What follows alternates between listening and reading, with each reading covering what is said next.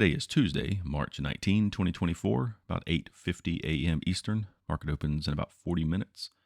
Did the work, calculated the levels. Here they are in the spiders, the SPY, and we will use these levels to take trades in the E-mini futures. Of course, the vertical line on the left is where the market closed yesterday, and all the price action will be visible today after the market closes. These exact levels will be emailed out to those who have expressed interest in them.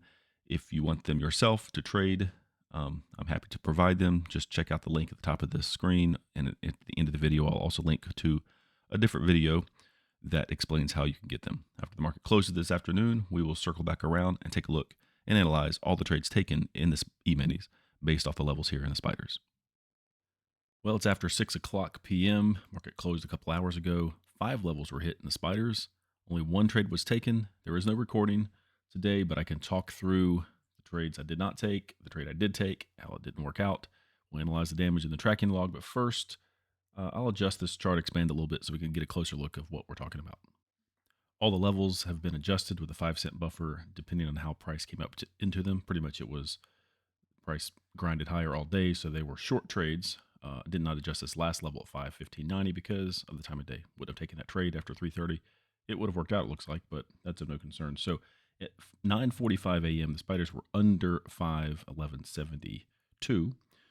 So with adjustment of 511.67, looking for a short trade. So I don't know if it's easy to see here, but this candle here, it was at 9:46, 1 minute after time I start looking to take trades. They came up within 3 pennies and pulled back 1 minute later right to where it would have, it basically touched the profit target objective in the E-minis, like a tick away.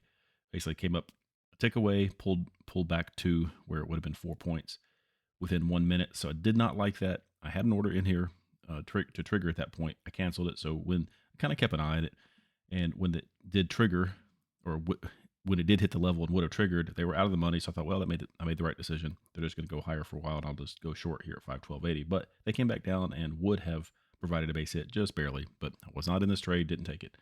This next level at 512.80, they hung out under here just enough time. It was just barely. I really considered taking this trade, or like there's some time between if they come up within a certain amount of distance, pennies from the operating level in the spiders, and they did here. And if they consolidate underneath it essentially, and they don't come up into it quickly, then I start to doubt the trade. And I canceled this one just like the other one. I didn't want to take it because I just didn't like the way they were hovering underneath it. Plus, I'm looking at other indications, other charts. This is simply just a gap left over from yesterday, and there really wasn't. I have other indices I'm looking at for one thing, and other time frames, and nothing else really kind of converged with this level. So didn't like it, so I didn't take it, and that worked out because they just, once they got to it, they continued higher. However, the next level, 513.95, did trigger a short trade.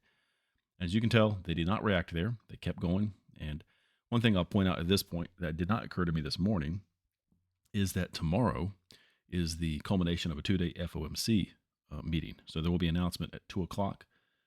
Not advisable to be in any trade at that time or before a little bit, but usually the day before on the Tuesdays that lead up to this announcement. It's pretty slow. Volume's light and tends to have a tendency to kind of go higher on lower volume, but you don't really know. But I wish I'd known that. The volume was low and just things didn't feel right. So that was a good decision on this one. But anyway, short here, it didn't work. But by the time they got up to 514.90, no fumble signal had materialized, so I went short again. So I had an average entry price in between here.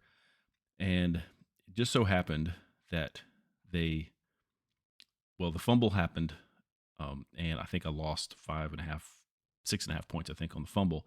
But it just so happened that on the reversal, they decided just to hang around this level. It was definitely important for the right amount of time. Certain things happened. So when they started coming back down here, it triggered another fumble. And in that case, I call it a TKO, technical knockout, 2 fumbles in a row. Frustrating thing is they took off after that, and it would have worked, but I jumped out. So basically I had a loss on both sides. I think that was wasn't a whole lot, 4.5, 5 points or so. We'll take a look at the tracking log and show you what that looks like. So did not make it any money on these 2 levels, and they went up, and so it worked eventually, but I wasn't in the trade at that point, and I did not trigger any trades at 5:15.90 as we already talked about because of the time of day. So unfortunately, the day ended in the red. We'll take a look at the tracking log now, and I can talk through this a little bit here. I'll just expand the notes So you can see here, E wasn't triggered. We talked about that near miss. This level here in F, 512.85 was not triggered because of that consolidation underneath it. Did take this trade here at the level in column G, but went up to the next level, averaged in. The fumble, there we go, 6.5 points is what I lost on that. And then when they reversed and they went the other direction, I lost 4.5 points. So there are the numbers. And I will say I took 2 contracts at each of these levels, so it wasn't a huge deal. I just had a kind of a feeling about it where they're at. We've shown the weekly chart and some of the hourly, 2 hour, 3 hour, 30-minute charts, and they've been just up and down, bouncing around. It's just they feel kind of weak, but they had a little bit of a rally day leading up into this FOMC announcement tomorrow. Probably will be slow tomorrow, up until the announcement, and then all heck is going to break loose when they make the announcement. I, for one, do not intend to be in a trade anytime probably after noon, maybe 1 o'clock at the latest. We'll see how things look. But that's it for today. Day ended in the red, unfortunately. Kind of wiped out everything from yesterday. But it is what it is. It happens. But I hope you learned something, found this interesting. Thanks for watching, liking the channel, subscribing, and commenting. If you had these levels from this morning, you traded, lost money, well, like I said, I feel for you. I did too. But like I said, it is what it is. But anyway, thanks for watching and have a nice day.